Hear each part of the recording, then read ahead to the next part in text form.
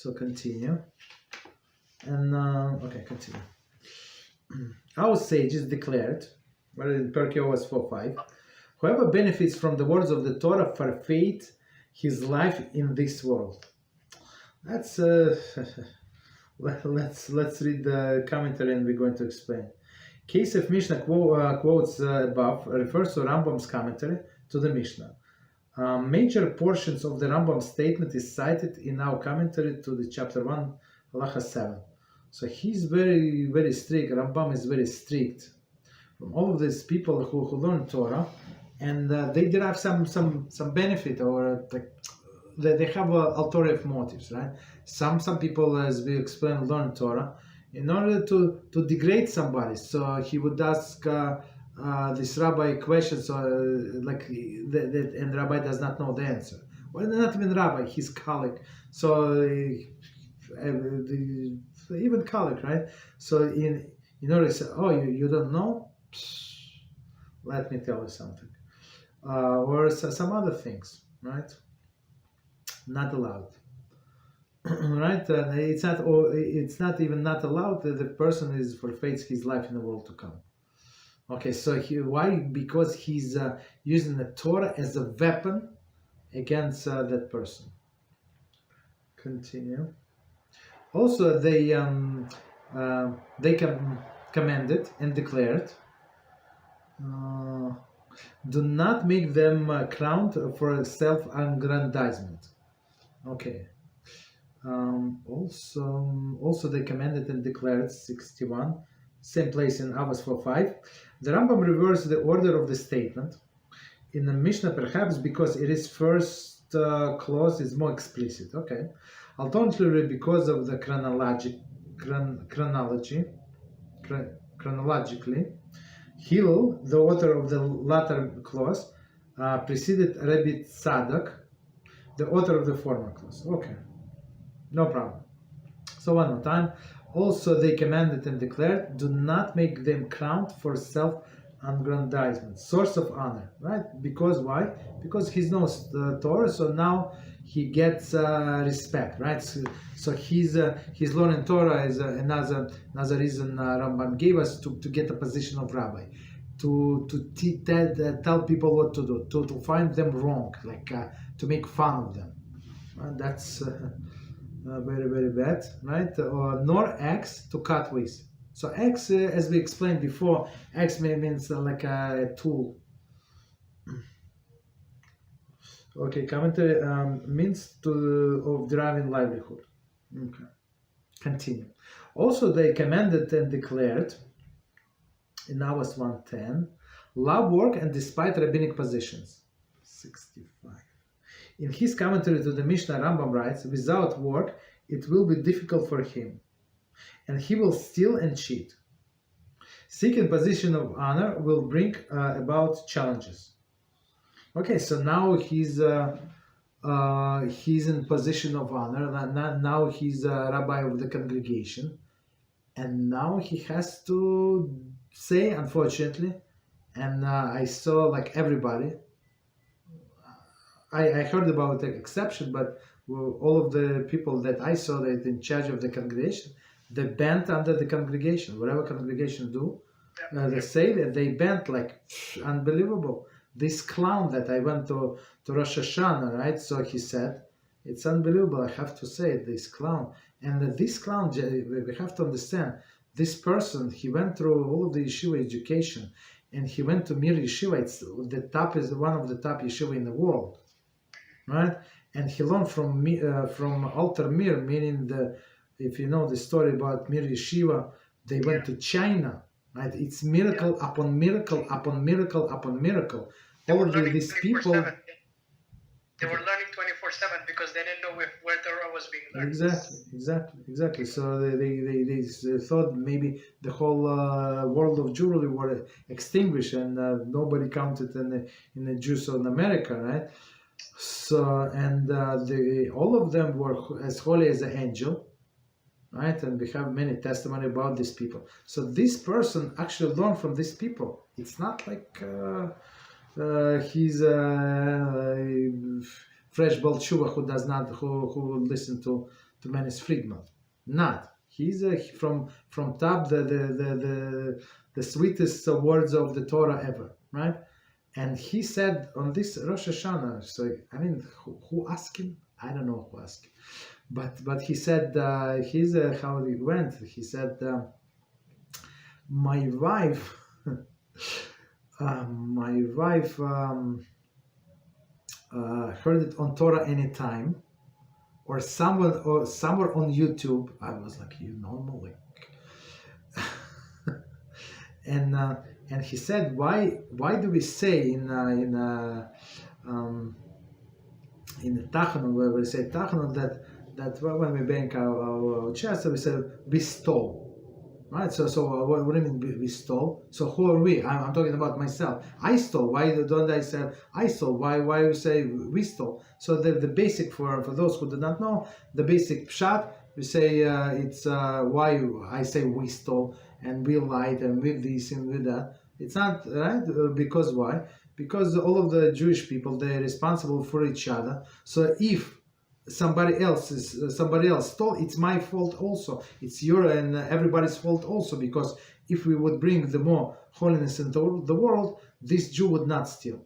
So you understand, that's why part of the sin that person stole is in my okay, because we're responsible from each other. So this clown said no, he brought this this word from I don't know, from YouTube, from Torah, and I don't know, from Shiur. So what he said, no, it's actually we've included this HaShem, Chas v'Shalom. That's what he said. Chas v'Shalom is from me. 1 second.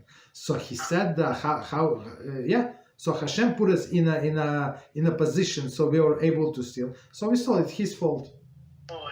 So you understand, and it's after the downing. If you read the text of Rosh Hashanah in your own language that you understand, if we say Hashem, it's the problem is with us. You are pure, you're kadosh, you're everything. The problem is that iniquity with us is us, and now after all of the, I'm not sure people did not read. I just stood up and I left. Like usually when I live through the women's section, so it would not be noticeable, or on the edge of the synagogue. And now I left, like in the center of the synagogue, so nobody would have any doubts why exactly I left. Rabbi, this was where you live in Yes, yeah, that's a lot of clowns. So basically, I think when he just graduated from this, not graduated, but when he was learning these holy people, he was holy himself, I have no doubt. But after like all of the congregation, and they became not lefty, I don't want to say they're not lefty, more modern, and they like pushed him down. And now he's trying to appease everybody. He's trying to say to everybody that you are good as you are, and you don't have to change. And that's whatever Rabbi Reuven says, Shlita, it's exactly opposite. It's exactly, and whatever he makes fun of, it's like this clown read from his scripture. You understand? That's how bad. So that's why why I'm saying this, because Rambam said loud word despite rabbinic position. So why? Maybe you're not going to be as strong. Maybe you're not going to be able to say no. This person is not Shomer Shabbos, and we are not allowed to give him aliyah. You understand? And in that shul that I go, it's very simple not to give aliyah, not to Shomer Shabbos. Very simple. Why? Because it's Ashkenazic shul. They don't sell aliyah, even on Rosh Hashanah. Zero. Right? So they give it to whoever they want. Whoever Gabbai wants, he gives. So very interesting. But the warning about this rabbinic position, unless you're very strong, right? Most likely you're not going to be withstand the pressure from these rich people and left and liberals and all other garbage. Doctors have their own word. Continue. So Rambam, like of course, as we said, maybe Kesef Mishnah does not agree, so that the custom developed a little different. But when you learn the Rambam, so every word is so precious, and you can learn so much from every word. All the Torah is not accompanied by work, is eventually be negated and lead to sin. Commentary. So it says, Avos 2:2, Mishnah begins, Torah is beautiful when accompanied by work. Okay. So by work today, so I mean, a person, for example, if he's in a kollel, let's say he's in a shiva, so it's like if they treat it as work, so mean what does it mean work? So work that they being paid. So I have one of the students in this environment, right? So he said, so they come there as work, like dress up with a suit and tie, everything, right? And they never take some people take off their jackets, most of them never, and they learn like 10 hours straight. I mean, of course with breaks, but for them they treat this study as a work. Why? Because they're being paid. So for example, if I want to invest in this person, right, who is sitting and learning, I don't want him to go like speak on the phone to his wife every 7 minutes, go check on this, go check on I don't know, his investments, I don't know, whatever, right? So of course I want him to work for my money. That's why I'm paying him, right? So but if they treat it as work, that's a different story. So it's responsibility, right? Accompanied by work. Continue. Ultimately, such a person will steal from others. That's Chas v'Shalom, 67. The commentary cite Kiddushin 29a. Whoever does not teach his son profession is as he taught him to steal. As a source of the Rambam statement.